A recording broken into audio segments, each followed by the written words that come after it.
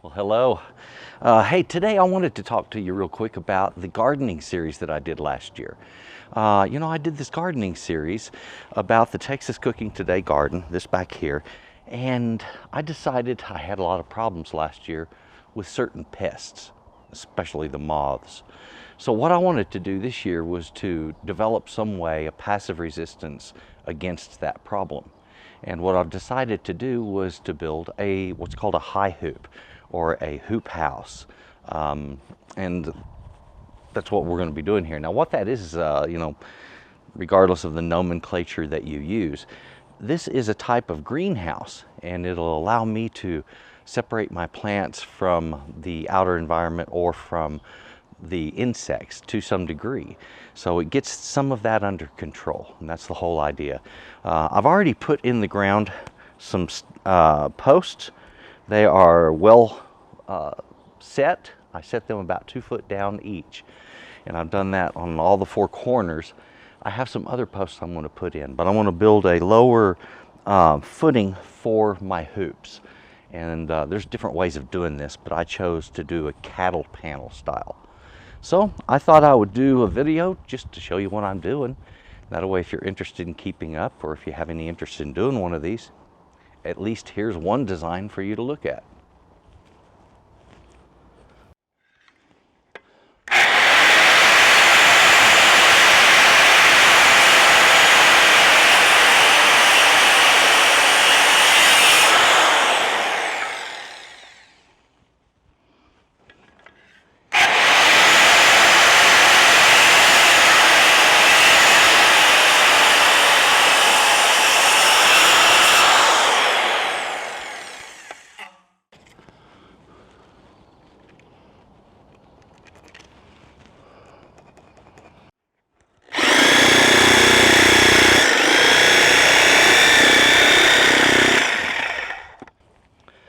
Okay, I wanted to take a minute and kind of explain what I'm doing.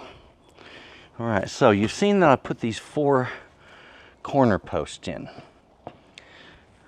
and that I've notched the corners on them. And I did that so that this board right here, which is a 1x4, can set directly on top of wood, not on the side of it by being nailed in. That's what we in the trade call scabbing on. And it's not a strong way to build. All right, so anyway, I've got that on the side, and I'm putting a 2x4 on top of it. The 2x4 is going to be what the hoops come down and actually attach to. I've got a section here, from here to here, where the boards overlap, just a little under 2 feet. And that's because this span is 18.5 feet, and I've got 10-foot boards here. All right, so what I'm going to be doing is I'm going to be creating what they call butt joints, where we just bring things together. Now you can angle those and overlap like what we do on interior trim, but in this kind of situation, I don't think it's going to help. What I want to do is to use a tie. So I've purchased some steel ties that are designed to hold things together. It's just a piece of metal with a bunch of holes in it that you use to tie things together. The other thing I'm going to do, because both my top pieces and these skirts are going to be the same length, I'll stagger those joints. So I'll have one joint over here, and I'll have one joint over here. It'll give me more strength overall. And then I'm going to put a stake right here in between them. That'll be a T-stake to secure both the lower plate as well as this upper skirt and this top board right here. That's what I'm doing. That's how I'm building it. And this is to give it strength right here. Once this is all said and done, this will actually have some serious strength as far as bearing a load. And that's important because when we get strong winds, it's going to push down on the opposite side really hard, and it's going to need to be able to bear a load. All right? So that's why I'm building it the way I'm building it. I just kind of want to share with you. I'm getting ready to do another cut. What I'm doing is I'm putting this groove right here in the boards. Now, right along here, the whole idea of this is for a wiggle wire or a compression spring wire. And the wire is going to go in between this piece and another block that I'm going to put below it. Now they actually make track for this, but that track runs about $8 to $10 for every 6 feet. So it is quite literally more than $1 a foot. And I thought to myself, good heavens, I'm a carpenter. I should be able to come up with a solution that's built right into the frame. And so that's what I'm doing. I'm cutting these grooves right into the frame. I'm about to do another one here, and I thought I would include you to let you take a look and see what I'm doing. I can say this, when you're going to cut, always wear eye and ear protection, and you would be surprised the ear protection actually improves your cut because it relaxes you. It relaxes your hand motions. You slow down a little bit and you actually cut a lot straighter. So I'm about to do that for you. Now my saw is already set up at about 5/8 inch deep cut, just a little over a 1/2 inch cut. And I'm going 1/2 inch wide, so my cuts are overlapping each other and going just slightly deeper than they need to be, but that's okay. It just makes it easier to clean out. And quite frankly, that's why I'm doing it that way. Now I'm going to make my first cut at a 45-degree angle. And so I'm just going to go ahead and set my saw right over 45 degree. Doesn't have to be perfect. We're not mating 2 pieces of wood. We're just making a groove for a wire to sit into. All right. Before I get going here, ear protection, eye protection, saw set up. Now, before anybody says anything about how I am cutting from the wrong side of the saw, yeah, I know that. You're actually supposed to stand on this side of the saw and operate it this way, all right? And you're protected by the guard and everything this way, and you can see the blade clearly. There's an open patch just for that, to see the blade. I learned to use this a long time ago this way, and I can do it either way, and I'm comfortable doing it either way. But I wanted to do it this way for this. Also, it's easier to film it this way.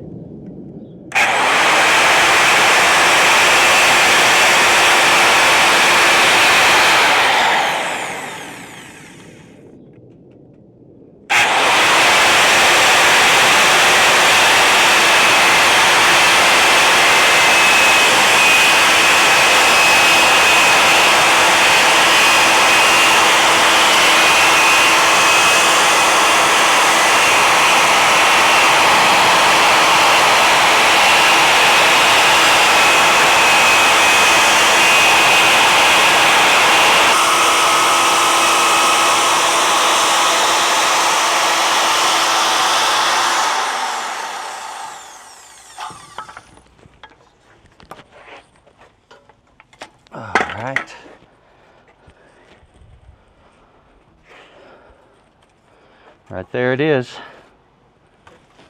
Wiggle wire groove. Okay, I've been working on my hoop house now for several days actually. That's the reason I'm dressed differently now. But anyway, I was getting ready to cut the last of my cattle panels. Now I haven't cut any of them, but this one has to be cut to fit in place. And I was thinking about my audio here that my mic is sitting on, and I don't want that dangling the way it was, so I'm going to put it up here a little higher. That's the way it's kind of out of my way as I'm working. So what I'm going to do is I just got to cut this thing lengthwise to get it to fit in the area that I'm going to be using it, and that's the very last hoop that I have. You're just kind of seeing this as it goes.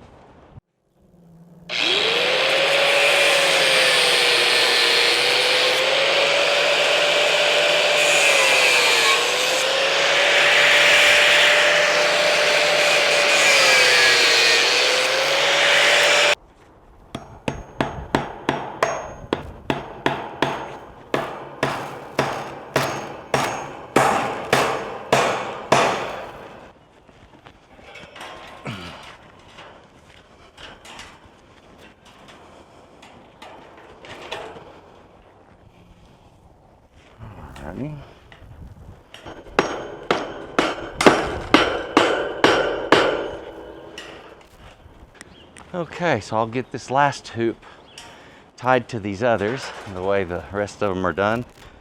It'll be evened out. Now this sticks out a little bit in the front, in part by design. and in part by mistake, a little more on one side than the other. That's the mistake. Wanted it this way for the door by design, okay? So that'll kind of get worked in a little bit. Anyway, hoop house is coming along. Hoop house, greenhouse. Hi, hoop. Now the wiggle wire, on this, I built a couple of different ways of doing this. I did my own wiggle wire track, and that's what we're looking at right down here, okay? This is out of wood, okay? This is the top plate that I ran across this short stub wall. All right, so let me explain how the whole wiggle wire thing works. Wiggle wire track is this aluminum track here, and it's you can see I put my finger in there. It's about the width on the opening of my finger, and it's wider at the base than it is at the opening. And that way, when you take one of these, you put it in this, and you can wiggle it from side to side, which is the reason they call it wiggle wire, and it will snap in there. And it compresses down, pushes that spring in, and it locks it into place. But whatever's in there, when you push this in there, gets locked into place, you know, like this plastic. All right, so that's why we use that track, and that's the convenience of it. But the problem is this this metal stuff is about $8 to $10 for every 6 feet. It's a lot of money. Well, I've done my own wiggle wire base built into this all the way around to save myself a lot of money. And that was this top plate, which is 2x4, holds this wiggle wire right here in place, that's holding the plastic on the front of this and this roll down plastic in place. All right, so that doesn't come out because of that wiggle wire. Okay, you can see on these moldings, the 45-degree cut in the back here, allowing it to be wider in the back than the opening, locking that spring wire in place the same way this does. The windows are fiberglass screen, a really neat way of doing that. And it is a lower cost way of doing it. That's the stuff you can find at the hardware store that's not really going to break the bank, so to speak. Okay, as we look down the side of this high tunnel, you can see at the base of the plastic there's a little strip of wood. That is the wiggle wire from the underside, all right? That's the wiggle wire track holding that whole roll that I have rolled up there. And that's just the plastic coming over the top. And that's designed to roll down on the sides. Now, if you'll notice, there's also a bunch of ropes. Those ropes keep the plastic from popping and vibrating in the wind. That helps to control, well, that controls the plastic getting torn up. All right, so protects it in that way. The black ropes, of course, they're just there to hold the shade sail in place. And that is a dark piece that I placed over the top of it. That's that right up there. And it's a dark mesh. Those shade sails, you can get those actually in different, what am I trying to say here? You can get those in different shades. What should I say here? Different filtrations. This one is a 60% reduction is what I'm referring to. You can get them that reduce the light by 70%, 60, 20%, whatever you want. And that way you get as much light into your high tunnel as you want based upon that sunshade. Now my sunshade is one that is a 60% reduction. And so it doesn't take out all of the sunlight. It gives me still a good amount of sunlight to grow my plants, but it takes that heat right out of the inside. These things get very hot. They act like a giant magnifier when you are inside of them on a hot sunny day. We are inside of the high tunnel now, and I wanted to discuss about how I did the construction on this. As I mentioned, we have posts driven on the corners, but I also used T-posts, center and in between the corners and the center. All right, and you'll notice those T-posts actually kind of bow outwards a little bit. They bend outwards. That's because when I drove them down in here, facing inward just a little bit. That was before this was on here. And that was to anchor this wall. Here's the thing, is you've got a lot of different dynamics going on in the way of tension relative to this. All right, now if you notice, I've done some bracing on the corners, and some verticals, and the verticals help tie your base plate to the upper, and it's very important, okay? So make sure you do that. Now these, I used cattle panels, and to anchor these, I used regular fencing nails, and they're the ones that are bent in a U shape. And I used them multiple places, about 1 per foot. Now the arch support I've done over the top, this is cattle panels, as I've mentioned before. And I just lined them up in a row on here. And what I did to arch them, I anchored one side using fencing nails, the longer ones. They're about 1.5 inches long, or 2 inches. And so like a nail that's bent in a U shape, it's pointed on both ends. And I anchored one end, got on the other end that was laying across this, and as I pushed inward, I jerked upward on it and pushed in, and it just formed this natural arch. And I did that on each one of them. After I got them all lined in place with the fencing nails, then they were hooked up, and then I just hooked them together using this Gorilla tape. They're not a sponsor, by the way. Wish they would be, but they're not. Anyway, that's how I'm holding them together. Later on, I'll use a metal ring. I'll replace those. But for the short term, I thought that would work. Now, so these are held in place about every foot is a fencing nail to hold them onto this top plate, and it does a beautiful job. Now there's a lot of tension in this. It's constantly pushing outward, and that's where that T-post being in there, pulling inward constantly, is necessary. You get angular tension on this like this from wind blowing against it, and it pushes against that side at the same time. So you have to have the ability to keep the side from pushing out or bowing outward, and that means just a stronger build on the foundation of it. Now, if you notice, I've got a fairly windy day today, and you're hearing a little bit of plastic flapping, and that's mostly right here, these ends. The sides don't do very much, and that's because of the way I've controlled it. So what I did to control that, if you'll notice, I have these black pipe insulations that I put over the top. I had to do cross cuts in the pipe insulation so that it would set over these cross wires. But what it did do was it was raising the plastic up off of the wire itself. I understand, I don't mind if the plastic contacts the wire. It's not going to hurt it. What I wanted to do was to provide a right angle tension to the surface of the plastic. So here's the thing, when we put the plastic on, we draw it tight this way, and then we draw it tight this way, so it's good and snug.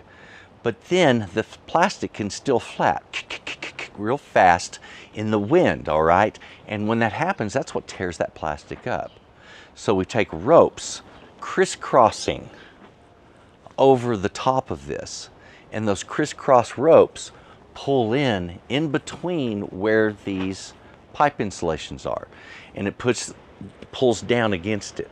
So that puts that right angular tension against the plastic that keeps it from snapping and popping and getting torn up in the wind. And around here, the wind will shred plastic in a day. All right, so it was real important that I get this right.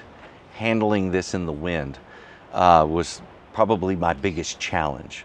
Rain, storms like that weren't a challenge, but the high winds that we get around here definitely were.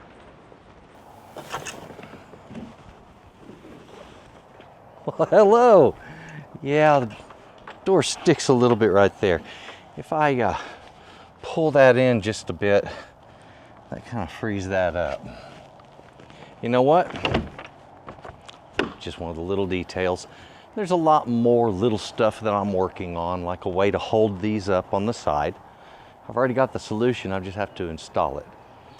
There's a lot of changes I can make to this. There's different fabrics I can put over it, and I call the plastic fabric, okay, because it's being used kind of like a fabric. But they make this same material that is a woven plastic. So they make it like a fabric is made, but it's made of this. It's strong enough that it won't tear or break. The stuff has a lot longer warranty. It's a bit more expensive, but I'm really impressed with it. Also, they make a white mesh that's basically a screen I can put over it, take the plastic off, just turn it into a big screen house if I want. That was originally what I was thinking. However, I decided to expand on it, grow it a little bit, because I realized suddenly I had a lot of options.